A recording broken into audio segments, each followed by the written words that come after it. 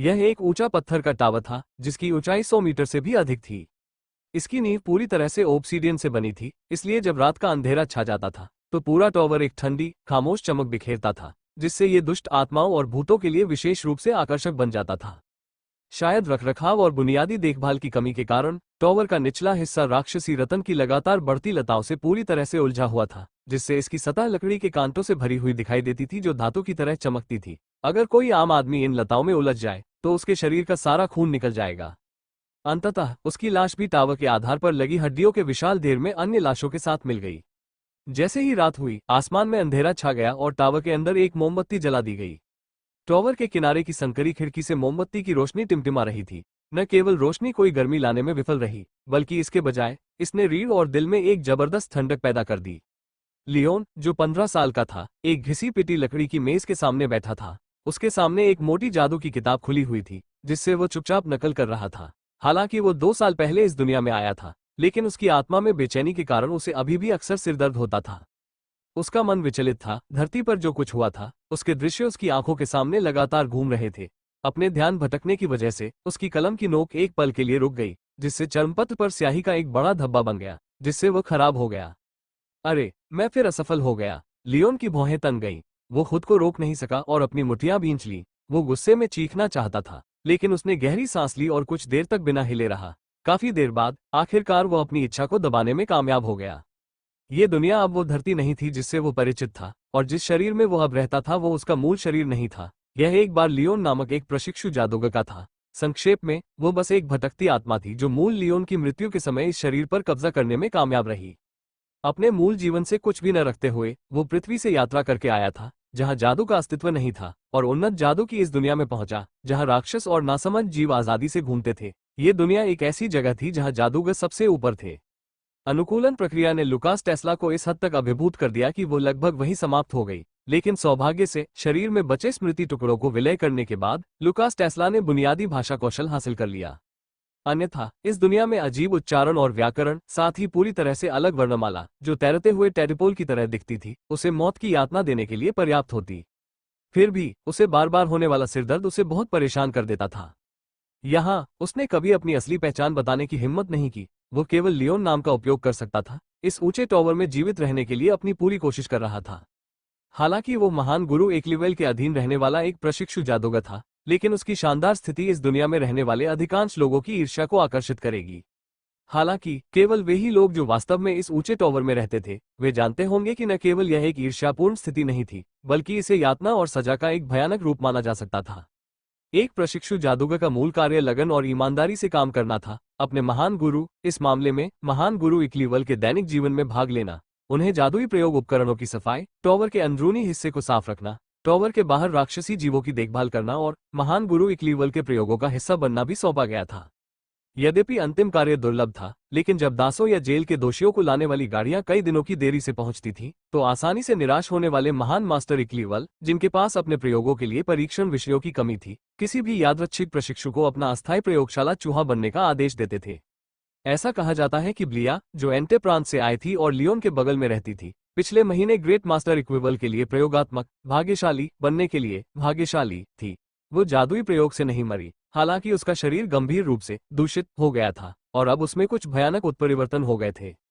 चूंकि वो प्रयोगशाला से एक मोटा लबादा पहनकर बाहर आई थी, जिससे उसका पूरा शरीर ढका हुआ था, इसलिए वो अपने कमरे में छिप गई और फिर कभी बाहर नहीं आई। कई प्रशिक्षु जादूगरों ने सोचा कि ब्लिया की मृत्यु उसके कमरे में हुई होगी, लेकिन लियोन को सच्चाई पता थी, ब्लिया अभी भी जीवित थी। रात में उस मीनार की अस्वाभाविक शांति में उसे दीवार पर खरोचने वाली पीड़ा भरी कराहों की आवाजें सुनाई देती थीं। इस वजह से जब सब सो रहे होते तो वो चुपके से अपने कमरे से बाहर निकलता और अपने कमरे में लाया हुआ कुछ खाना मीनार की छोटी खिड़कियों से ब्लिया के कमरे में फेंक देता। इसके अलावा लियोन कभी कभी उससे बात करता था, उसे छोटी राजकुमारी कहकर बुलाता था, उसे बताता था कि वो सुंदर है और वादा करता था कि जब वह अपनी सभी पीड़ाओं पर काबू पा लेगी तो वो उसे अपने कमरे में आमंत्रित करेगा ताकि वे साथ में आनंद ले सकें।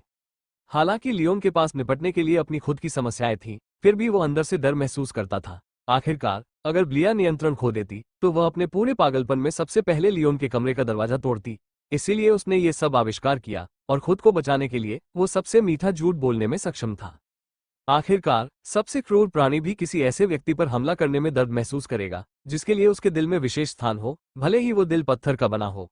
मीठे झूठ के साथ उस पर लियोन का नाम उकेरने के अभी भी तरीके थे। आज सिरदर्द गलत समय पर आया। यह उस समय हुआ जब वो किताब की कॉपी बना रहा था। उसके पास पैसे कम थे, लेकिन उसने बकरी की खाल से बना एक और कागज बर्बाद कर दिया।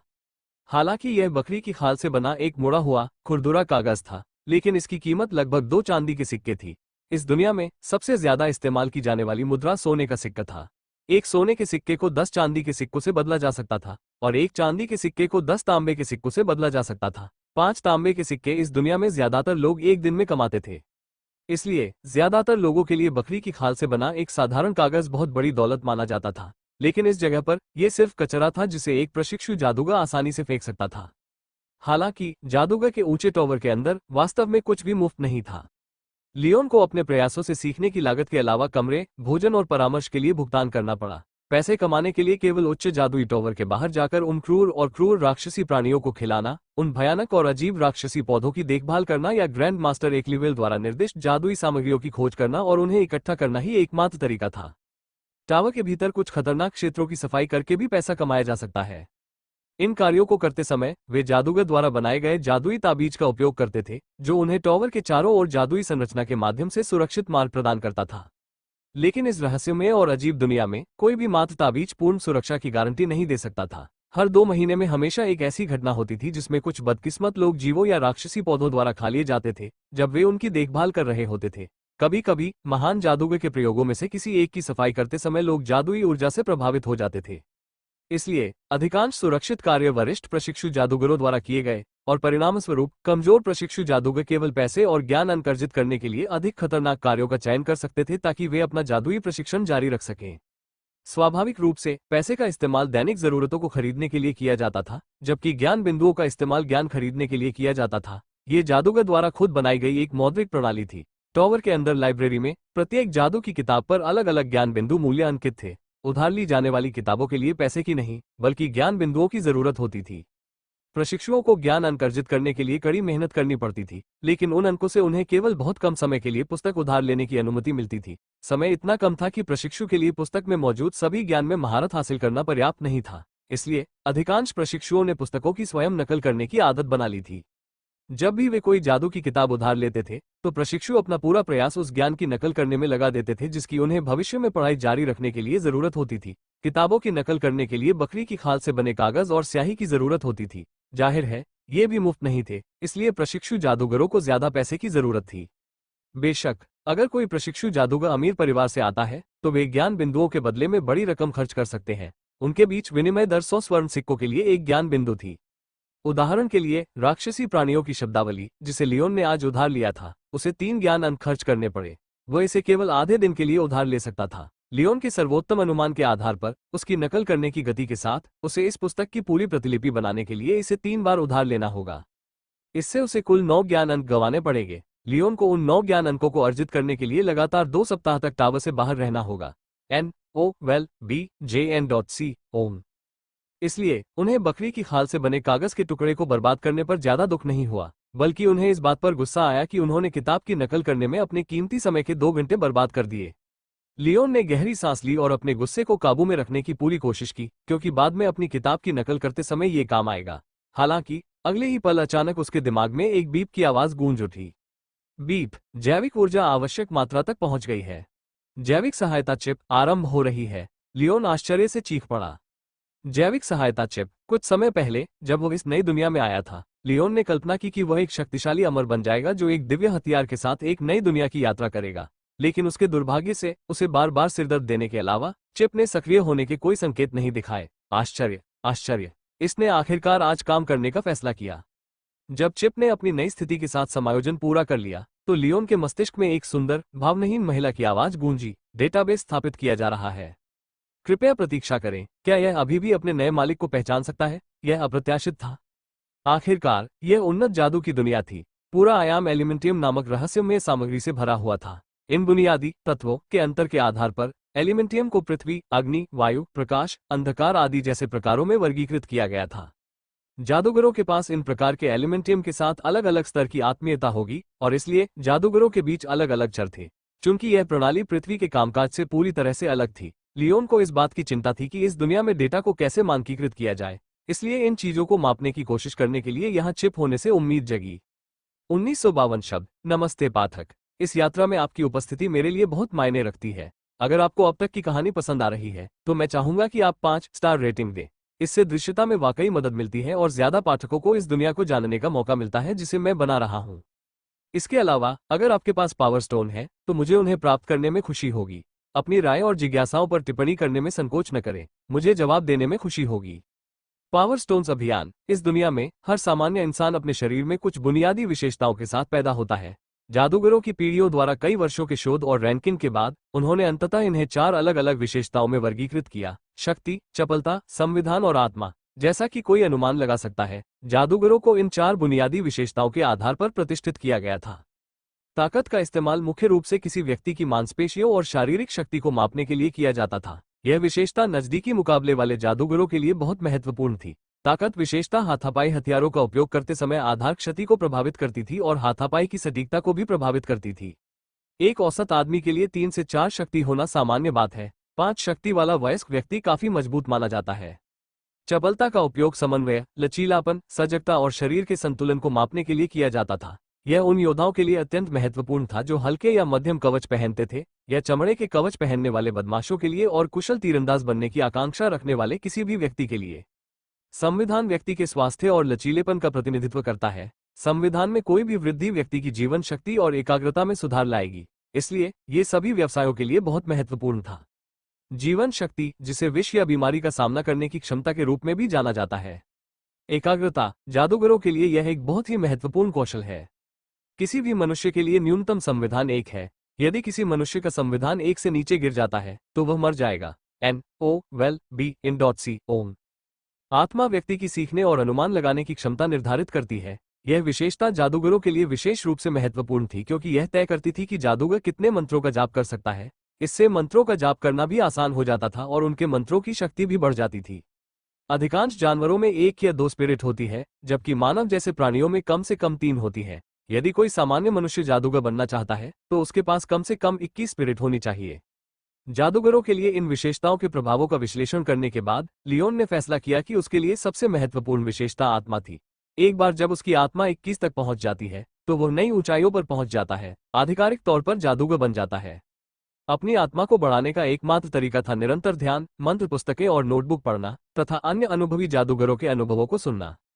हालांकि ये सब कुछ उसके सामने तो था, लेकिन उसकी पहुंच से बाहर था, क्योंकि जादूगरों की इस अंधेरी और क्रूर दुनिया में ज्ञान शक्ति के बराबर था और इसलिए इसे पाना कठिन था। इतने सारे प्रशिक्षु जादूगरों ने खतरों को अनदेखा करके इस जगह पर क्यों रहना जारी रखा, जबकि उन्हें पता था कि हर जगह उनके लिए बहुत बड़ा खतरा है। सीधे शब्दों में कहें तो ऐसा इसलिए था क्योंकि यह एकमात्र ऐसी जगह थी जहां वे विकास के लिए ज्ञान और संसाधन प्राप्त कर सकते थे। एक बार जब वे जादू के इस ऊंचे टॉवर से बाहर निकल गए तो भले ही उनके पास देश की संपत्ति के बराबर की संपत्ति हो, लेकिन उनके पास जादुई ज्ञान और अनुभव प्राप्त करने का कोई तरीका नहीं होगा, यहाँ की तरह नहीं जहाँ वे इसे व्यवस्थित रूप से प्राप्त कर सकते हैं। जादूगरों की इस भयावह दुनिया में सभी असाधारण जादू कौशल और कीमती जादुई ज्ञान पर जादूगरों का एकाधिकार था। आम मनुष्यों के लिए उन तक पहुंच पाना पूरी तरह से असंभव था। इसलिए ज्ञान और संसाधन किसी भी जादूगर के लिए अपने सपनों की उड़ान भरने के लिए पंख थे। केवल जादूगर बनकर ही कोई उज्ज्वल भविष्य पा सकता है। बुनियादी विशेषताओं को पढ़ने के बाद लियोन ने अपना ध्यान, कौशल और व्यक्तिगत क्षमता अनुभागों पर केंद्रित कर दिया। लियोन के पास सिर्फ 2 कौशल थे, दस्तावेज की प्रतिलिपि बनाना और वर्तनी पढ़ना। ये सभी प्रशिक्षु जादूगरों के लिए बुनियादी कौशल थे। एक में प्रशिक्षुओं को उस जादुई ज्ञान की नकल करने की अनुमति थी जो उन्हें सीखने की आवश्यकता थी, और दूसरे में उपयोगकर्ता को जादुई पुस्तकें पढ़ने की अनुमति थी। यदि कोई आम आदमी मंत्र पढ़ने के कौशल के बिना किसी जादुई पुस्तक को छू ले तो अक्षरों की अलौकिक शक्ति के कारण उसका दिमाग शब्दों से भ्रमित हो जाएगा और वो कुछ समय के लिए अपने शरीर पर नियंत्रण खो देगा। केवल वे लोग, जैसे प्रशिक्षु जादूगर जिन्होंने कठोर मानसिक प्रशिक्षण प्राप्त किया था, इस मानसिक प्रभाव पर काबू पा सकते थे और पुस्तक में छिपे सच्चे जादुई ज्ञान तक पहुंच सकते थे। व्यक्तिगत योग्यताओं के अंतर्गत सूचीबद्ध एकमात्र कौशल बर्निंग हैंड था। यह एकमात्र आक्रामक जादुई कौशल था जिसे लियोन ने अपने प्रशिक्षु जादूगर के रूप में 6 वर्षों में सीखा था। बर्निंग हैंड ने हथेली में आग की एक छोटी सी गेंद बनाई जिससे वो बहुत करीब आने वाले किसी भी व्यक्ति को जला सकता था। दुर्भाग्य से लियोन अभी भी एक प्रशिक्षु जादूगर था। किसी भी मंत्र को पूरी तरह से मास्टर करने का कोई तरीका नहीं था। वो केवल उस तत्व का अनुसरण कर सकता था जो उसके लिए सबसे उपयुक्त था और अपनी पूरी कोशिश कर सकता था। और निस्संदेह वो तत्व जिसके साथ उनका सबसे अधिक लगाव था वो था अग्नि। दुर्भाग्य से दलदल में इस ऊंचे टॉवर की दीवारों के भीतर इस आत्मीयता को अच्छी तरह से नहीं माना गया। जैसा कि सभी जानते थे, ग्रैंड मास्टर इक्विवल की मौलिक आत्मीयताएं अंधकार और हवा थी। लियोन का मार्ग उसके गुरु के मार्ग के अनुकूल नहीं था, जिससे उसके लिए मार्गदर्शन प्राप्त करना बहुत मुश्किल हो गया। इस प्रकार अधिकांश समय उसे खुद पर निर्भर रहना पड़ा और भी अधिक अध्ययन करना पड़ा। वास्तव में यह मुद्दा लियोन को तब से परेशान कर रहा था जब से वह इस दुनिया में आया था। लेकिन अब जब जैविक सहायता चिप फिर से सक्रिय हो गई थी, तो लियोन को दृढ़ विश्वास था कि वह आने वाले दिनों में अपने लिए एक उपयुक्त जादुई रास्ता खोज सकता है। जहां तक अनुभव की बात है, लियोन ने चिप से संबंधित जानकारी पढ़ने के बाद उसे इसकी बुनियादी समझ हासिल होने लगी। लियोन की पिछली यादों और ज्ञान को व्यवस्थित करने की प्रक्रिया के माध्यम से जैविक सहायता चिप ने लियोन के आगे बढ़ने और जादूगर बनने के लिए 2 आवश्यक शर्तों की पहचान की। सबसे पहले, बिना किसी संदेह के उसकी आत्मा को जादूगर के लिए न्यूनतम स्तर तक पहुंचने की आवश्यकता थी। उदाहरण के लिए, लियोन का स्पिरिट एट्रीब्यूट 8 था। इसका मतलब था कि वह एक बुद्धिमान व्यक्ति था जो आम लोगों से कहीं ज्यादा बुद्धिमान था। लेकिन आगे बढ़ने और एक सच्चा जादूगर बनने के लिए उसे अपने स्पिरिट एट्रीब्यूट को 21 तक पहुंचने की जरूरत थी। ये 13 अंकों का अंतर था। इसे जल्दी नहीं किया जा सकता था। उस स्तर तक पहुंचने के लिए उसे जादुई किताबों का पहाड़ पढ़ना होगा। दूसरे, उसके अपने अनुभव को भी एक निश्चित सीमा तक पहुंचना था। इसका मतलब यह था कि लियोन ने अपनी आत्मा विशेषता को 21 तक बढ़ाने के बाद भी किसी तरह अपने अनुभव को अधिकतम स्तर तक बढ़ाने की जरूरत थी। तभी वो आधिकारिक रूप से आगे बढ़ सकता था। जादूगर बनने के लिए उसे दोनों को पूरा करना था। अनुभव अंक प्राप्त करने के कई तरीके थे। उदाहरण के लिए, दस्तावेजों की नकल करना, मंत्र पढ़ना, मंत्रों का अभ्यास करने में समय बिताना, जादुई छड़ी बनाना, जादुई वस्तुओं की पहचान करना। संक्षेप में, जादू से जुड़े किसी भी ज्ञान के संचय से लियोन को एक निश्चित मात्रा में अनुभव अंक मिलेंगे। ये सब कुछ आसान लग रहा था, लेकिन वास्तव में अनुभव अंक अर्जित करना काफी कठिन था। क्योंकि केवल सफल प्रयोग या जादू की पूरी समझ ही अनुभव अंक प्रदान कर सकती है। लियोन को जादुई किताब को पूरी तरह से पढ़ने और उसमें महारत हासिल करने के बाद ही उसका उपयोग समझ में आ सकता है। अगर वो किताब पढ़ता है और फिर भी उसमें मौजूद ज्ञान को नहीं समझ पाता, तो वो कैसे आगे बढ़ सकता है? ये हमेशा कहना जितना आसान था, करना उतना ही मुश्किल था। जैविक सहायता चिप की मदद के बावजूद लियोन को अभी भी वो पाने के लिए कड़ी मेहनत करनी थी जो वह चाहता था। जैसे ही लियोन अपने चिंतन में खोया हुआ था, उसके कमरे के बाहर दालान से कदमों की आवाज आई। लियोन, जल्दी करो, काम करने की बारी हमारी है। उसके दरवाजे के बाहर से एक कर्कश आवाज सुनाई दी। यह नोलन था, एक प्रशिक्षु जादूगर जो लियोन के समान स्तर का था। उनके जैसे निचले स्तर के प्रशिक्षुओं को हर 7 दिन में टॉवर के आसपास के मैदान का निरीक्षण करना पड़ता था ताकि जादुई सामग्रियों की खोज की जा सके और उन्हें ठीक से इकट्ठा किया जा सके। ये भी टॉवर के मालिक द्वारा प्रशिक्षुओं को दिए जाने वाले दैनिक कार्यों में से एक था। लियोन ने जल्दी से अपना कमरा साफ किया, दीवार पर लटके काले लिबादे को उठाया, दरवाजा खोला और कमरे से बाहर निकल गया। नोलन के कंधे चौड़े थे, शरीर बहुत बड़ा था, चेहरा भयंकर था और बाल लंबे और बिखरे हुए थे। इन सब की वजह से वो कुछ हद तक बर्बर जैसा दिखता था। कहा जाता है कि वो ग्रिम के हाईलैंड्स के एक राज्य से आया था। अफवाहों के अनुसार उस भूमि में पैदा हुए लोगों का वंश बर्बर था। जब वे बाहर मिले तो दोनों में से किसी ने कुछ नहीं कहा। उन्होंने बस सिर हिलाया और फिर मुड़े और अंधेरे गलियारे से होते हुए सीढ़ियों की ओर चल दिए। हालांकि अब दिन का समय हो चुका था, लेकिन उन्हें रास्ते में कोई अन्य प्रशिक्षु नहीं मिला। टॉवर में 50 से ज्यादा आधिकारिक प्रशिक्षु रहते थे, लेकिन ज्यादातर समय ये प्रशिक्षु अपने जादुई मंत्रों का अभ्यास करने या सभी तरह के अजीब जादुई प्रयोगों की तैयारी में व्यस्त रहते थे। वे शायद ही कभी सार्वजनिक स्थानों पर बोलते थे। यही मुख्य कारण था कि ये दलदली मीनार हमेशा इतनी शांत लगती थी। लंबे अंधेरे दालान से गुजरने और सर्पिल पत्थर की सीढ़ियों से नीचे उतरने के बाद वे टॉवर के पहले स्तर पर मुख्य हॉल में पहुंच गए। यहाँ उन्हें आखिरकार और भी लोग मिले, क्योंकि यह स्वीकृत प्रशिक्षुओं के लिए जगह थी। इनमें से अधिकांश लोग वास्तव में बच्चे थे, जिनकी उम्र 8 से 14 वर्ष के बीच थी, तथा उनकी संख्या लगभग 20 थी। ये युवा साथी हर जगह से आए थे और वे सभी सबसे महान जादूगर बनने का सपना लेकर यहाँ आए थे। लेकिन उन्हें नहीं पता था कि जादूगर बनने का रास्ता अविश्वसनीय रूप से कठिन और डरावना था, और यह रास्ता ही उनके भविष्य में उनका इंतजार कर रहा था। वास्तव में इस टॉवर में आबादी का सख्त विभाजन था। आमतौर पर इनमें से ज्यादातर बच्चों के पास केवल 3 से 5 स्पिरिट पॉइंट होते थे। इसलिए उन्हें वर्तमान में असली प्रशिक्षु जादूगर नहीं माना जाता था और उन्हें केवल स्वीकृत प्रशिक्षु के रूप में संबोधित किया जा सकता था। सभी स्वीकृत प्रशिक्षुओं को भाषा और लेखन में अपना बुनियादी प्रशिक्षण पूरा करना था। इसके अतिरिक्त वे तभी आगे बढ़ सकते थे जब वे अपने मौलिक आत्मीयता को महसूस करने में कामयाब हो जाते और ध्यान करते समय एलिमेंटियम इकट्ठा कर लेते। तभी उन्हें दूसरी मंजिल पर जाने और आधिकारिक प्रशिक्षु जादूगर बनने का मौका मिलता। जो लोग इस बुनियादी आवश्यकता को कभी पूरा नहीं कर सकेंगे, उन्हें हटा दिया जाएगा। इन युवा मित्रों को अपना ध्यान पूरा करने में मदद करना, उन्हें भाषा और लेखन कौशल सिखाना और उन्हें जादुई दुनिया के बुनियादी नियमों से परिचित कराना। बेशक ग्रैंड मास्टर मैच के लिए इन निम्न स्तरीय कार्यों को पूरा करना असंभव था। इस प्रकार ये टॉवर में आधिकारिक प्रशिक्षु जादूगरों के लिए दैनिक दिनचर्या का हिस्सा बन गया। लेकिन इतना आसान दैनिक कार्य कभी लियोन के हाथ में नहीं आया। अटल, जो इन अनुमोदित प्रशिक्षुओं को अपनी भाषा की कक्षा में पढ़ा रहा था, को हाय कहने के बाद दोनों व्यक्ति इन युवा साथियों की उत्सुक निगाहों को नजरअंदाज कर सीधे मुख्य हॉल में चले गए और जल्दी से एक कसकर बंद पत्थर के दरवाजे पर पहुंच गए। नोलन ने अपनी दाहिनी हथेली पत्थर के दरवाजे पर रखी और धीमी आवाज में बोला, क्यूरियम एडा। गुप्त मंत्र के पूरा होने के बाद पुराना दिखने वाला पत्थर का दरवाजा धीरे धीरे दोनों तरफ खिसक गया, जिससे उन दोनों के सामने टॉवर के बाहर का अंधेरा और रहस्यमय दलदल खुल गया। हालांकि दिन का समय था, घने बादलों और धुंध के कारण बहुत कम रोशनी अंदर आ पा रही थी, जिससे दुनिया काफी उदास लग रही थी। पूरी दुनिया गहरे मिट्टी जैसे पीले रंग की लग रही थी। इस वातावरण में लंबे समय तक रहने के बाद व्यक्ति का चरित्र भी बदल जाता है और वो अधिक निर्दयी हो जाता है। दोनों ने तब तक इंतजार किया जब तक कि उनके पीछे का पत्थर का दरवाजा पूरी तरह से बंद नहीं हो गया। फिर नोलन ने अपना हुड उठाया और कहा, मैं इस तरफ जा रहा हूं। उसने लियोन के जवाब का इंतजार नहीं किया, बस मुड़ गया और बाईं ओर जाने वाला रास्ता ले लिया, जो उसे छोटे सफेद पत्थरों से पक्की एक संकरी घुमावदार पगडंडी पर ले गया। लियोन ने तब तक इंतजार किया जब तक नोलन का भारी भरकम शरीर धुंध में गायब नहीं हो गया। फिर उसने अपना हुड ऊपर खींचा, दूसरी ओर मुड़ गया और दाईं ओर का रास्ता ले लिया। चलते चलते उसने फुसफुसाते हुए कहा, मुझे नोलन पर पाया गया डेटा दिखाओ।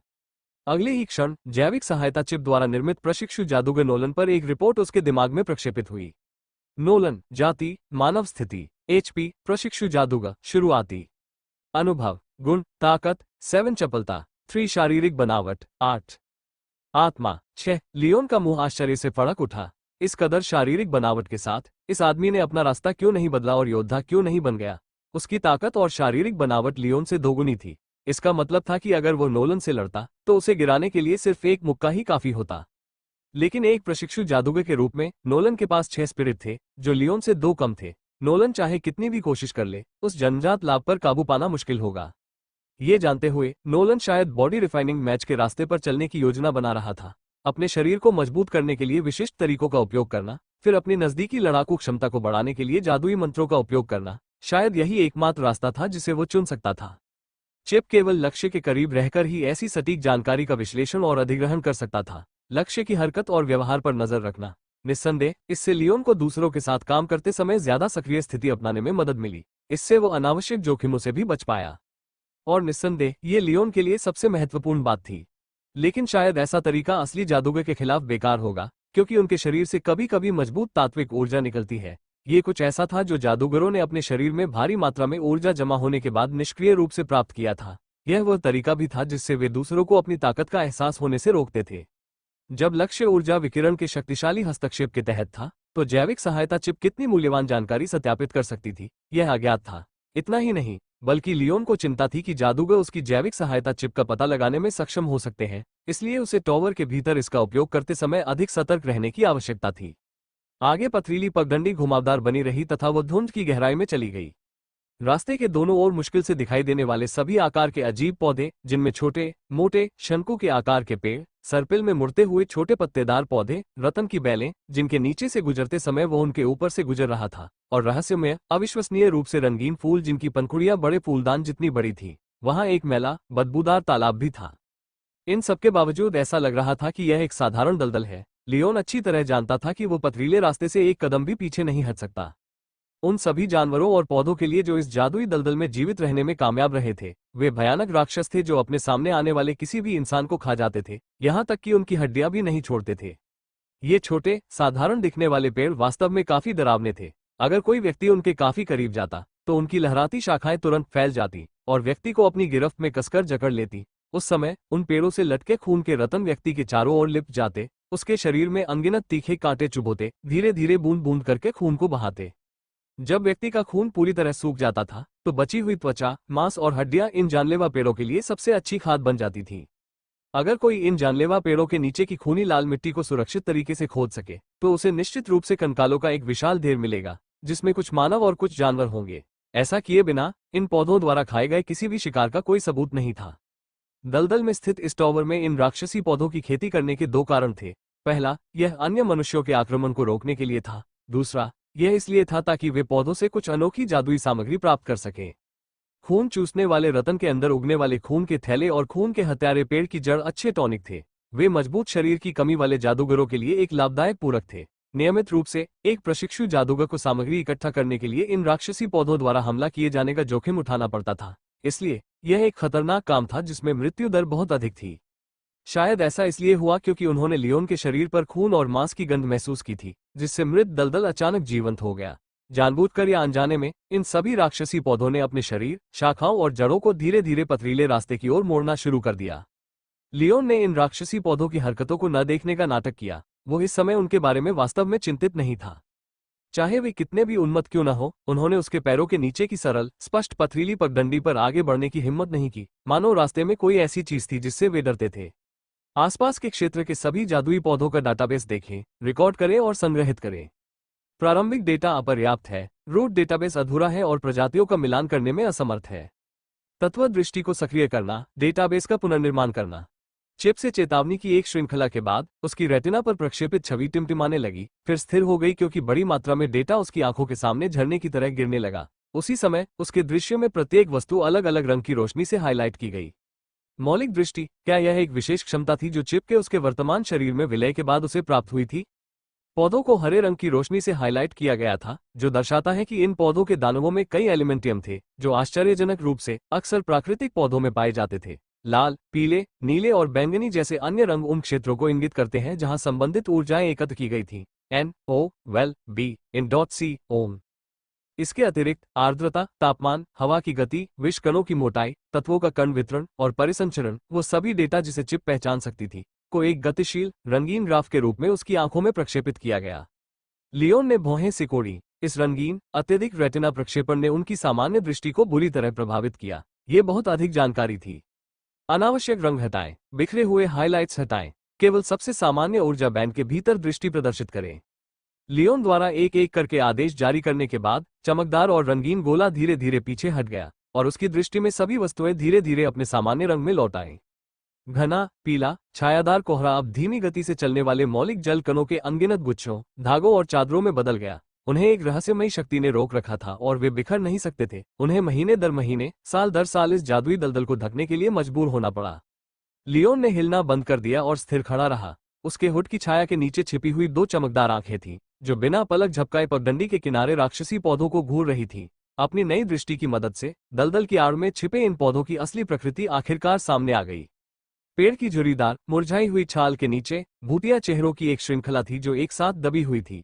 ये सभी आत्माएं किलर ट्री द्वारा फंसी हुई थीं। इसके अलावा लियोन किलर ट्री की शाखाओं के किनारों पर सुई जैसे डिंकों में एक हरे रंग की ऊर्जा की चमक देख सकता था। यह ऊर्जा उस लकवाग्रस्त जहर की उपस्थिति का संकेत देती थी जिसका उपयोग किलर ट्री अपने शिकार को बेहोश करने के लिए करता था। खून चूसने वाले रतन जो खून के पेड़ से लटके हुए थे, वे पूरी तरह से राक्षसी लग रहे थे। उनकी मौलिक दृष्टि में वे पूरी तरह से लाल दिखाई दे रहे थे। उनकी मुड़ी हुई, रेंगती हुई हरी त्वचा के नीचे शुद्ध रक्त बह रहा था और ठीक उस बिंदु पर जहां वे खून के पेड़ से जुड़े थे, पेड़ की खोखली गुहा के अंदर मानव मुट्ठी के आकार के कई रक्त थैले लयबद्ध रूप से धड़क रहे थे, जो मानव हृदय जैसा दिख रहा था। कांव कांव कांव कांव, कुछ तीखी कांव कांव के साथ कैरियन कौ का एक समूह उड़कर आया और एक पेड़ की शाखा पर बैठ गया। अपनी रक्त लाल आंखें घुमाते हुए लियोन को घूरने लगा। ईमानदारी से कहूं तो खतरनाक राक्षसों के ऐसे समूह द्वारा घूरे जाने से लियोन को अविश्वसनीय रूप से असहज महसूस हुआ। इन खतरनाक दलदली राक्षसों के सामने लियोन ने जरा सी भी लापरवाही बरतने की हिम्मत नहीं की। हालांकि कैरियन कौवे को मजबूत राक्षसी जानवर नहीं माना जाता था, लेकिन उनकी रक्त लाल आंखों में बर्बाद करने की क्षमता थी और कुछ भयानक घटनाएं हुई थी जहां प्रशिक्षु जादूगर इन कौवों द्वारा अंधे हो गए थे। ये देखकर कि ये सड़े हुए कौवे हमला करने के लिए उत्सुक थे, लियोन ने अपना दाहिना हाथ उठाया और धीरे से एक मंत्र पढ़ा जो उसने याद किया था। जलते हाथ, आगे आओ। जलते हुए हाथ, मैं तुम्हें बुलाता हूँ। जल रहा है। मंत्र का जाप करने के 5 सेकंड बाद लियोन के हाथ में एक बड़ा, हिंसक, घुमावदार लाल जादुई आग का गोला प्रकट हुआ। बस लियोन का पूरा दाहिना हाथ इस जादुई आग के गोले में पूरी तरह से समा गया। फिर भी वो सुरक्षित रहा और जला भी नहीं। यह उसका जलता हुआ हाथ मंत्र था। मैजिक टॉवर में 6 साल बिताने के बाद यह एकमात्र मंत्र था जिसे लियोन सीख पाया था। लियोन की मौजूदा क्षमता के साथ वो मुश्किल से 5 कदम तक लौ को बढ़ा सकता था। यही उसकी सीमा थी। इस प्रकार इसे वर्तमान में एक नजदीकी सीमा वाला मंत्र माना जा सकता है। भयंकर रूप से जलती हुई जादुई ज्वाला ने आसपास के धुंध को रोशन कर दिया। अग्नि तत्व द्वारा उत्पन्न शक्तिशाली तरंगों ने आखिरकार इन राक्षसों को एहसास दिलाया कि उनके सामने यह मानव कोई ऐसा व्यक्ति नहीं था जिसे वे आसानी से पकड़ सके। जहां तक राक्षसों का सवाल है जो धीरे धीरे लियोन की ओर बढ़ रहे थे, ऐसा लग रहा था कि वे बहुत डर गए थे और वे सभी घबराहट में रास्ते के किनारों से भाग गए। इसके अलावा कैरियन कौवों के समूह ने आसमान में उड़ते हुए जोर से कांव कांव की आवाज निकाली, कोहरे की गहराई में गायब होने से पहले कुछ देर ऊपर हवा में चक्कर लगाया। लियोन ने राहत की लंबी सांस ली, इसके साथ ही उस पर से दबाव कम हो गया। इनमें से किसी भी राक्षस ने पथरीले रास्ते पर कदम रखने का साहस नहीं किया, लेकिन इसने उन्हें प्रशिक्षु जादूगरों को रास्ता छोड़ने के लिए लुभाने या डराने के लिए अपने तरीकों का उपयोग करने से नहीं रोका। यदि लियोन राक्षसों से घिरे होने के भयावह दृश्य से भयभीत हो जाता और घबराहट में गलती से इस पथरीले रास्ते की सीमाओं से बाहर निकल जाता, तो जादुई तावीज की मदद के बावजूद भी उसे एक भयानक मौत का सामना करना पड़ता। एक प्रशिक्षु जादूगर की आत्मा, रक्त और मांस, बिना किसी संदेह के वे आम इंसानों या जंगली जानवरों की तुलना में कहीं अधिक स्वादिष्ट थे। इसके अलावा ये राक्षसों और मैजिक टॉवर के बीच समझौते का उल्लंघन नहीं करता था, इसलिए टॉवर के बाहर हर निरीक्षण यात्रा इच्छाशक्ति की पूरी परीक्षा थी। एक बार जब इन राक्षसों को मन में कमजोरी मिल जाती, तो उस व्यक्ति का भविष्य आशाजनक नहीं होता। इन राक्षसों के बारे में जो कुछ भी तुम रिकॉर्ड कर सकते हो, करो, लियोन ने शांति से कहा। बीप, रिकॉर्डिंग पूरी हो गई। मेजबान, जीवों का नाम उसी क्रम में बताइए जिस क्रम में वे प्रस्तुत किए गए हैं। उसकी आंखों के सामने जीवों की छवियां उभर आए। हत्यारा पेड़, खून चूसने वाले रतन, सड़ा हुआ कौवा। नामकरण पूरा हुआ। डेटाबेस में नई जानकारी दर्ज की गई है। जबकि अधिकांश राक्षस हवा में प्रकट हुई जादुई ज्वाला से भयभीत होकर पीछे हट गए, लियोन ने रास्ते से हटकर पास के एक हत्या के पेड़ के नीचे जमीन खोदी, अपनी जादुई ज्वाला का उपयोग करके पेड़ की मोटी जड़ को जला दिया और अंततः उस सामग्री को देखा जिसे वो इकट्ठा करने आया था। उलझी हुई जड़ों और पीली सफेद मानव हड्डियों के बीच कुछ छोटी मांसल जड़ गांठें थीं, कुछ सफेद थी, कुछ लाल थी और कुछ बैंगनी रंग की भी थी। लियोन ने अपनी घृणा को दबा लिया और अपने साथ रखे एक छोटे चाकू का उपयोग करके सावधानी से 3 बैंगनी गांठों को काटा और उन्हें अपनी कमर की जेब में रख लिया। फिर वो जल्दी से वापस सड़क पर भाग गया। अगर यह काम इतना जरूरी न होता तो वो कभी सड़क के किनारे से नहीं भटकता। हालांकि वो बहुत तेजी से आगे बढ़ा था, लेकिन जो राक्षस पहले ही भाग चुके थे वे फिर से इकट्ठा हो गए। इसके अलावा खून चूसने वाले रतन जो हत्यारे पेड़ों से लटके थे, अब उस जगह पर कब्जा कर चुके थे जहां वो जड़ें खोदते हुए घुसा था। यदि वो 1 सेकंड भी धीमा होता तो वो कठिन संघर्ष के बिना बच नहीं पाता। दरअसल अपनी नई तत्व दृष्टि की बदौलत वो सीधे तौर पर हत्या के पेड़ की जड़ों को खोजने में सक्षम था। अगर यह पहले होता तो उसे अपनी फसल को खोजने के लिए बार बार यात्रा करनी पड़ती। वो जितना आगे बढ़ता, जोखिम उतना ही बढ़ता। वो रहस्यमयी रास्ते पर 200 मीटर तक चलता रहा और जल्द ही हत्या करने वाले पेड़ों के मुख्य समूह से अलग हो गया। उसके सामने उसने एक भयावह भूतिया पेड़ देखा जो चट्टानी पगडंडी पर फैला हुआ जीवित लग रहा था। उससे लटकी हुई पेड़ों की लताएं और शाखाएं हवा में लहराते हुए जीवित लग रही थीं। अपनी कमीज के नीचे से जादुई ताबीज निकालते हुए लियोन ने फुसफुसाकर वह गुप्त मंत्र बताया जिसे हर प्रशिक्षु जादूगर को सीखना होता है। मुहातरिया सिनरा। गुप्त जादुई मंत्र पूरा करने पर ताबीज से एक रहस्यमय और अदृश्य शक्ति प्रस्फुटित हुई, जिसने शीघ्र ही उसके आसपास के हर इंच को अपने घेरे में ले लिया। लियोन के दिमाग में एक चेतावनी फूट पड़ी। असामान्य बल क्षेत्र का पता चला। इस चिप की कार्यक्षमता में हस्तक्षेप किया जा रहा है। चिप की आवाज धीरे धीरे कमजोर होती गई। धीरे धीरे यह एक हल्की फुसफुसाहट में बदल गई और फिर पूरी तरह से शांत हो गई। लियोन ने चिप को अनदेखा किया और जादुई ताबीज को अपने सिर के ऊपर पकड़े हुए आगे बढ़ना शुरू कर दिया। उसके हर कदम के साथ उसके सामने की बेलें और पेड़ की शाखाएं पीछे हट रही थीं। आखिरकार वे अलग हो गईं, जिससे वह आगे निकल गया और अपने रास्ते पर आगे बढ़ गया। अब जब वह हत्या करने वाले पेड़ों और खून चूसने वाले रतनों से निपट चुका था, तो उसके लिए उस जगह में प्रवेश करने का समय आ गया था जिसे राक्षसी बच्चे के रूप में जाने जाने वाले एक प्रकार के प्राणी के लिए स्वर्ग के रूप में जाना जाता था। लियोन का दिल इस जगह के लिए एक मजबूत डर से भर गया था। भूत के पेड़ के ठीक बाद का इलाका राक्षसों से भरा हुआ था। वे इसे कानाफूसी का बगीचा कहते थे। यदि कोई रास्ते से हटकर देखे तो उसे फूलों के खेत दिखाई देंगे, लेकिन वे सभी खेत राख, लाशों और असंख्य राक्षसों से भरे हुए थे। जादुई दलदल के अनोखे वातावरण ने इस स्थान को राक्षसी शिशुओं, बंशी और फूल परियों के लिए स्वर्ग बना दिया, जो कि केवल विकृत प्राणी थे, जिनकी एकमात्र इच्छा इस स्थान में प्रवेश करने वाले अप्रस्तुत प्राणियों की लाशों और आत्माओं से अपना पेट भरना था। जब भी कोई मूर्ख इस स्थान में प्रवेश करता था, तो उसका भाग्य अंतहीन प्रभावों और बुरे भ्रमों के तहत टूटकर गिरना और इन अनोखे पौधों के लिए उर्वरक बन जाना होता था, जो मृत्यु और निराशा पर पनपते थे। रास्ते के दोनों ओर मानव चेहरे वाले मशरूम एकत्र हुए। वे सभी हाथ पकड़कर एक खुशनुमा धुन गा रहे थे। लियोन को अपने साथ आने के लिए गर्मजोशी से इशारा कर रहे थे। ये छोटी छोटी चीजें हाथ और पैर वाले छोटे मशरूम की तरह दिख रही थीं। उनकी टोपियों पर मानव चेहरे जैसा पैटर्न था। यद्यपि इन मानव चेहरे वाले मशरूमों के हाथ छोटे और पैर प्यारे थे तथा उनकी ऊंचाई 1 फुट से अधिक नहीं थी, फिर भी जब वे एक साथ इकट्ठे होकर कूदते और हंसते थे तो लियोन की रीढ़ में सिहरन पैदा हो जाती थी। चेतावनी, चेतावनी, अजीब ऊर्जा मेजबान को प्रभावित कर रही है।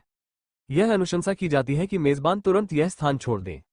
लियोन जल्दी से नाचते मशरूमों से दूर चला गया। जैसे ही उसने खुद को उनसे दूर किया, उसकी रीढ़ की हड्डी में दौड़ रही ठंड आखिरकार कम हो गई। चाहे ये मानव चेहरे वाले मशरूम कितने भी प्यारे क्यों न हो, वे अभी भी सच्चे मांसाहारी राक्षस थे जो अपने शिकार की आत्मा को नहीं छोड़ते थे।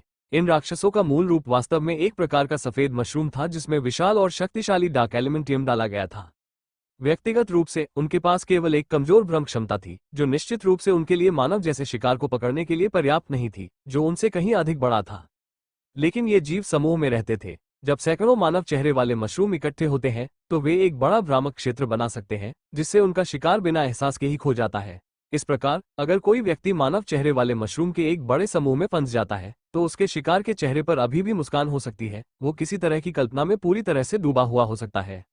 एक आधिकारिक जादूगर के लिए ये मानव चेहरे वाले मशरूम, जिनमें केवल बुनियादी भ्रम क्षमताएं थीं, अपने स्वयं के जादू को बढ़ाने के लिए बस अच्छी सामग्री थी। लेकिन लियोन जैसे प्रशिक्षु जादूगर के लिए उन्हें हर बार उनसे सामना होने पर मारे जाने का जोखिम उठाना पड़ता था। यदि लियोन इन मानव चेहरे वाले मशरूमों द्वारा बनाए गए भ्रामक क्षेत्र का सामना नहीं कर सका और अपनी मर्जी से रास्ता भटक गया, तो ये प्राणी टॉवर के साथ किए गए समझौते का उल्लंघन किए बिना एक भव्य दावत का आनंद ले सकते थे। इसलिए इन मुस्कुराते हुए लेकिन कपटी राक्षसों के पास लौटते हुए, जो लगातार उसके पास आ रहे थे, लियोन मुस्कुराया और जल्दी से एक अंडे के आकार का पत्थर निकाला और उसे सीधे नाचते हुए मशरूम के केंद्र में फेंक दिया। जोश! अगले ही क्षण पत्थर से एक नीली चमक निकली और एक हल्की बिजली की चमक ने आसपास की हर चीज को प्रभावित किया। Buzz bang! 5 मानव चेहरे वाले मशरूम जमीन पर बेजान पड़े थे। बाकी सभी मानव चेहरे वाले मशरूम डर गए और चारों तरफ भाग गए और पास की झाड़ियों में छिप गए। लियोन मानव चेहरे वाले मशरूम की 5 लाशों के पास गया, उन्हें सावधानी से उठाया और अपनी कमर की जेब में रख लिया। फिर उसने छोटा गोल पत्थर पकड़ा और सड़क पर वापस आ गया। छोटा अंडे के आकार का पत्थर थंडरस्टोन था, जिसे उसने प्रशिक्षु रिक से ऊंची कीमत पर खरीदा था। सक्रिय होने पर यह एक पल के लिए हिंसक रूप से हिलता था और फिर बिजली का एक छोटा विस्फोट करता था जिससे 5 अंक की बिजली क्षति होती थी। यह इन मानव चेहरे वाले मशरूम से निपटने के लिए एकदम सही हथियार था, जो काफी कमजोर थे। आखिरकार उसका मंत्र फ्लेमिंग हैंड काफी विनाशकारी था और इसलिए उसे एक अन्य विधि की आवश्यकता थी। इनमें से किसी भी मानव चेहरे वाले मशरूम ने हमला होने के बाद अपना चेहरा दिखाने की हिम्मत नहीं की। अनगिनत नजरें और शोरगुल वाली फुसफुसाहटें लियोन का पीछा करती रहीं, जिससे उसके रोंगटे खड़े हो गए। मानव चेहरे वाले मशरूम उन सामग्रियों में से एक थे जिन्हें उसे अपने काम के लिए इकट्ठा करना था। इसलिए एक बार जब लियोन ने काम का यह हिस्सा पूरा कर लिया तो वो जल्दी से घुमावदार रास्ते पर चला गया और इस जगह पर और अधिक समय तक रुकने की हिम्मत नहीं जुटा पाया। सच कहें तो टॉवर के आसपास की सभी भूमियों में से ये स्थान प्रशिक्षुओं के बीच सबसे अधिक मृत्यु दर के लिए जाना जाता था। फूलों से भरे खेतों को छोड़कर जहां मानव चेहरे वाले मशरूम उगते थे, लियोन जल्द ही उस क्षेत्र में पहुंच गया जहां राक्षसी शिशु रहते थे। राक्षसी शिशु एक छोटा राक्षस था जिसका शरीर झुर्रीदार था और वह एक मानव शिशु जैसा दिखता था। जब वे चलते थे तो उनके पीछे गर्भनाल जैसी कोई चीज लटकी होती थी। वे जमीन पर रेंगते थे, लेकिन जिस गति से वे रेंगते थे वो बहुत तेज थी। ये राक्षसी शिशु असली शिशु नहीं थे, बल्कि वास्तव में भयानक राक्षस थे। उनके पास एक जन्मजात क्षमता थी जो शाप के समान थी। इस शाप के साथ उनके शब्द और इच्छाएं वास्तविकता बनने के लिए एकजुट हो जाती थी। कोई उनकी शक्ति को इच्छा मंत्र के समान कुछ के रूप में कल्पना कर सकता है। दुर्भाग्य से वे सभी दुष्ट प्राणी थे जिनके दिमाग बिल्कुल विकृत थे और उनके दिल क्रूर घृणा से भरे हुए थे। इसलिए उनसे आपको शुभकामनाएं देने की उम्मीद न करें। आप केवल राक्षसी शिशुओं के अभिशाप के अंतहीन और क्रूर दुरुपयोग का ही सामना कर सकते हैं।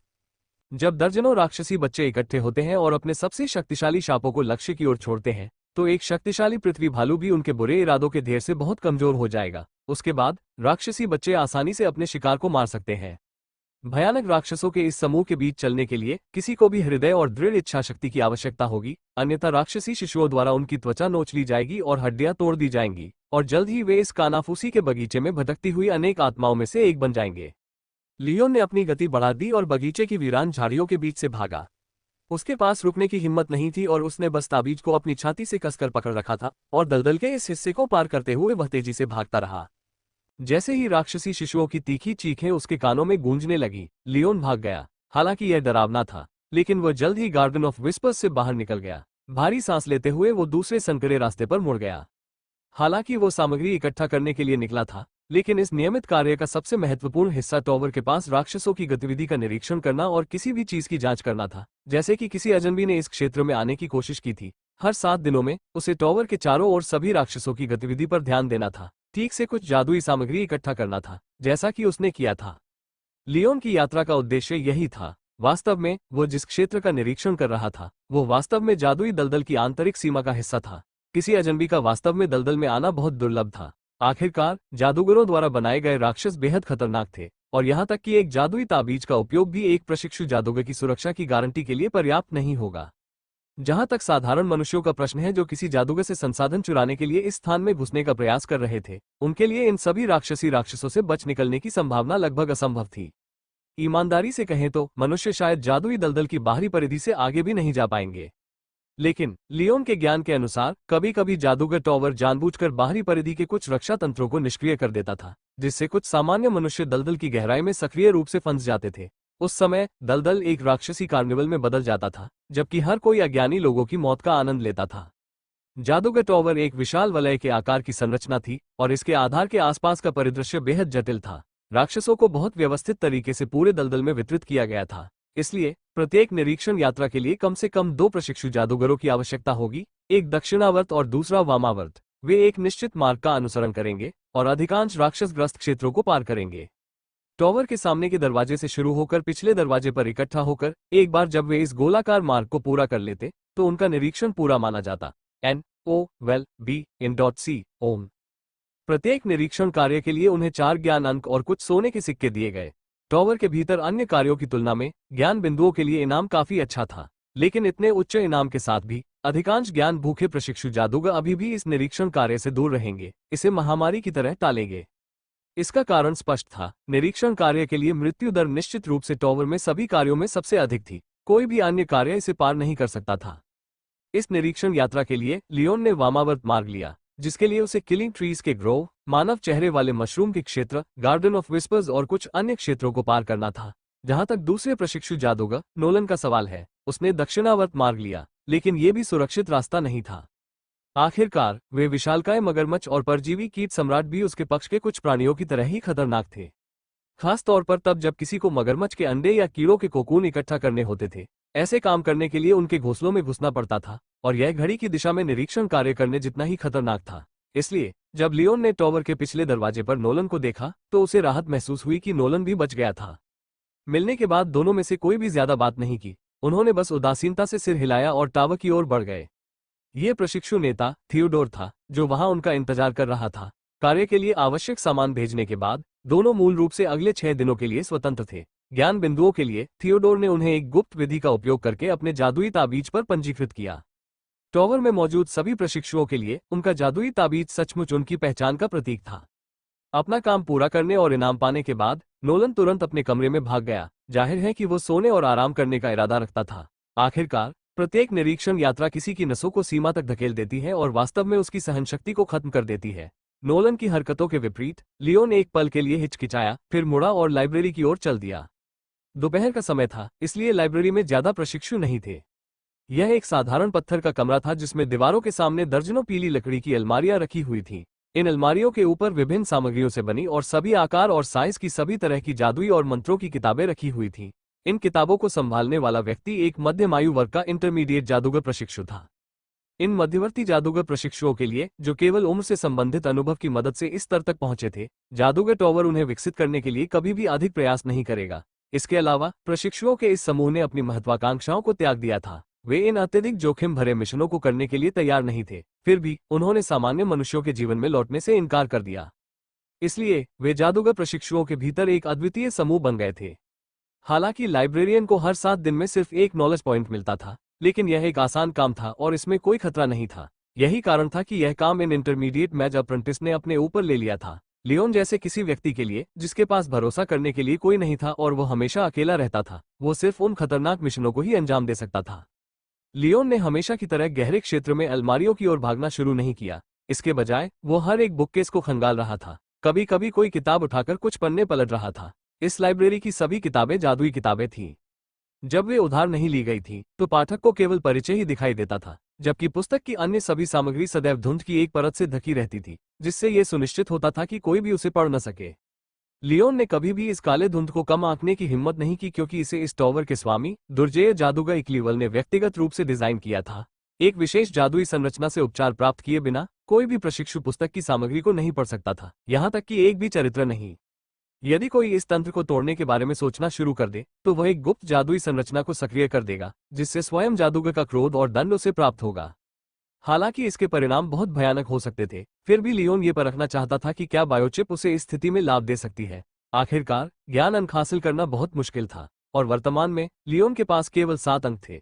आत्मा के विकास के लिए आवश्यक आवश्यकताओं को पूरा करने के लिए अकेले ज्ञान अंक पर्याप्त नहीं थे। उसने द हिस्ट्री ऑफ द मैज नामक पुस्तक उठाई और ऐसा दिखावा किया कि वो गंभीरता से उसका परिचय पढ़ रहा है, लेकिन वास्तव में अपने मन के पीछे वो चुपचाप बायोचिप को आदेश जारी कर रहा था। इस पुस्तक को स्कैन करें, ये देखने का प्रयास करें कि क्या आप जादुई संरचना को सक्रिय किए बिना इसकी सामग्री प्राप्त कर सकते हैं। आदेश प्राप्त हुआ, मिशन संसाधित हो रहा है, गहन स्कैन आरंभ हो रहा है। लियोन ने अपना सिर नीचे कर लिया। जब बायोचिप उसके शरीर के बाहर की चीजों को स्कैन कर रही थी तो उसकी आंखें लाल हो जाती थीं। इसके लिए उसे अपनी आंखों को ढकना पड़ता था ताकि कोई भी उसकी नजर से कुछ असामान्य न देख सके। अपना कार्य पूरा करने के बाद नोलन तुरंत अपने कमरे में भाग गया। जाहिर है कि वह झपकी लेने का इरादा रखता था। आखिरकार हर निरीक्षण यात्रा उसकी नसों को उनकी सीमा तक धकेल देती थी और इससे उसकी सहनशक्ति वास्तव में खत्म हो जाती थी। नोलन की हरकतों के विपरीत लियोन एक पल के लिए हिचकिचाया, फिर मुड़ा और लाइब्रेरी की ओर चल दिया। दोपहर का समय था, इसलिए लाइब्रेरी में ज्यादा प्रशिक्षु नहीं थे।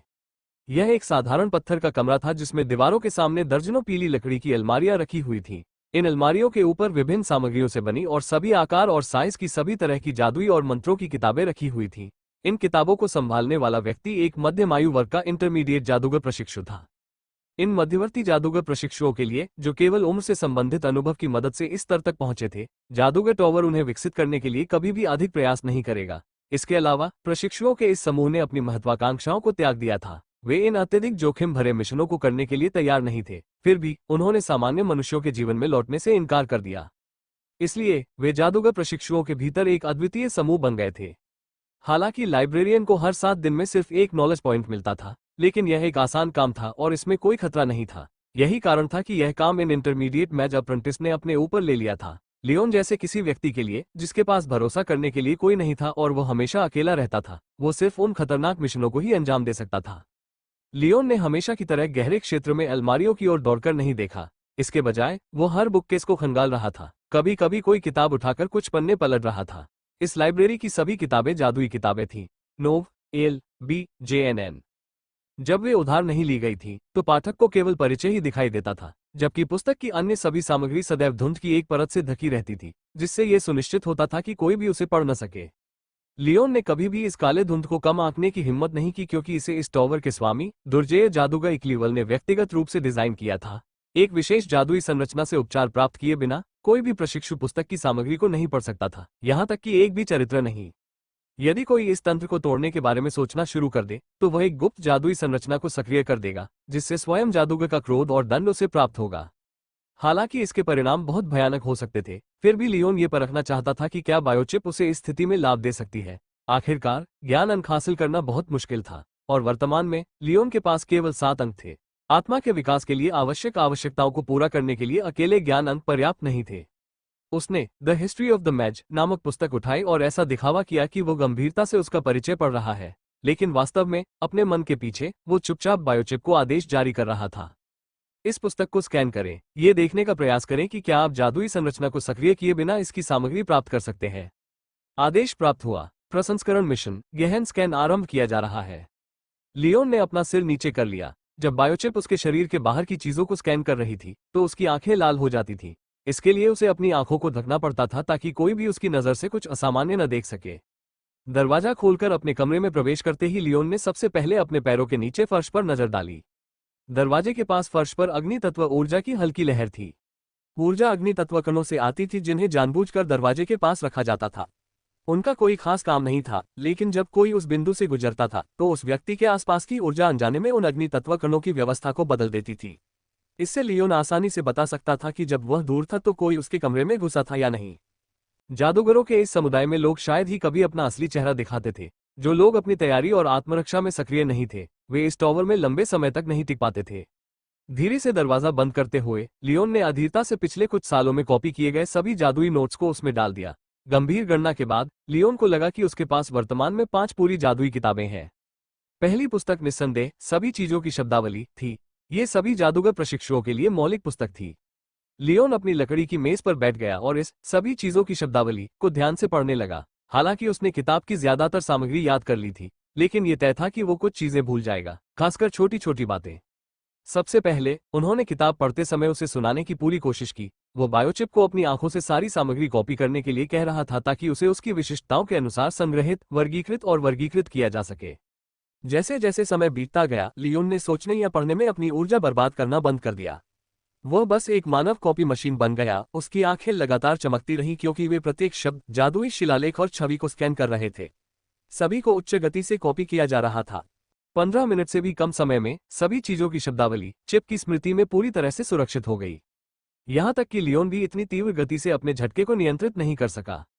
सभी जादूगर प्रशिक्षुओं के लिए मौलिक पुस्तक के रूप में इस सभी चीजों की शब्दावली में जादूगर महाद्वीप पर खोजी गई 10,000 से अधिक विभिन्न जातियों और अद्वितीय जीवों को दर्ज किया गया है। इसमें सबसे अधिक पाए जाने वाले पौधे, जानवर, खनिज, विशेष जादुई सामग्री भी दर्ज की गई है। कुल मिलाकर इस पुस्तक में 30,000 से अधिक प्रविष्टियां थीं। पहले 2 वर्षों के दौरान लियोन ने प्रतियां बनाने और पूरी किताब को याद करने में 17 महीने बिताए, लेकिन अब इसे पूरी तरह से सहेजने में 15 मिनट से भी कम समय लगा। चिप की अविश्वसनीय गति से अपने सदमे पर काबू पाकर लियोन ने किताब बंद कर दी और धीरे धीरे अपने दिमाग में कॉपी की गई यादों को याद करना शुरू कर दिया। किसी भी प्रजाति, जीव जंतु या वनस्पति के बारे में सोचते ही उसके दिमाग में जानकारी उभर आती थी। चिप भी उसके दिमाग में उससे जुड़ी जानकारी और डेटा प्रोजेक्ट करती थी। इससे वाकई लियोन का काफी समय बच गया। अच्छा, यह वाकई बहुत उपयोगी था। उसे उस कठिन से समझने वाले जादुई ज्ञान को याद करने के लिए संघर्ष करने की चिंता कभी नहीं करनी पड़ेगी। उत्तेजना से पूरी तरह अचंभित लियोन ने अपने सिर में बढ़ते दर्द पर ध्यान नहीं दिया। वो इंतजार नहीं कर सका और जल्दी से दूसरी किताब निकाली। उसी विधि का उपयोग करके उसकी नकल करना शुरू कर दिया। आध्यात्मिक शक्ति की शुरुआत, जादू सिद्धांत पर एक रूढ़िवादी पुस्तक। इसमें मुख्य रूप से जादूगरों द्वारा उपयोग की जाने वाली आत्मा ऊर्जा के कच्चे स्रोत और अनुप्रयोग के बारे में बताया गया है। इसमें आध्यात्मिक शक्ति का प्रयोग करने के कुछ सरल तरीके भी शामिल हैं। दूसरी किताब की कॉपी खत्म करने के बाद लियोन ने धीरे से अपने सिर को छुआ। उसे एक ही समय में बहुत चक्कर और थकान महसूस हुई। ये आत्मिक ऊर्जा की थकावट के लक्षण थे। एक जादूगर प्रशिक्षु के रूप में वो इस स्थिति से बेहद परिचित था।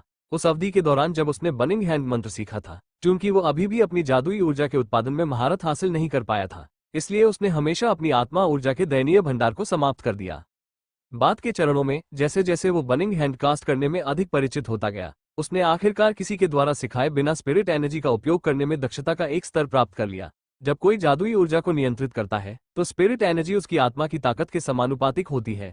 आत्मा जितनी मजबूत होगी, वो उतनी ही अधिक स्पिरिट एनर्जी का उपयोग कर सकती है। इस प्रकार वो व्यक्ति अधिक जादुई मंत्रों को डालने में सक्षम होगा। लियोन को ही उदाहरण के तौर पर ले। उसके पास 8 की स्पिरिट थी और उसकी जादुई ऊर्जा उसकी स्पिरिट से 10 गुना ज्यादा थी। इस मामले में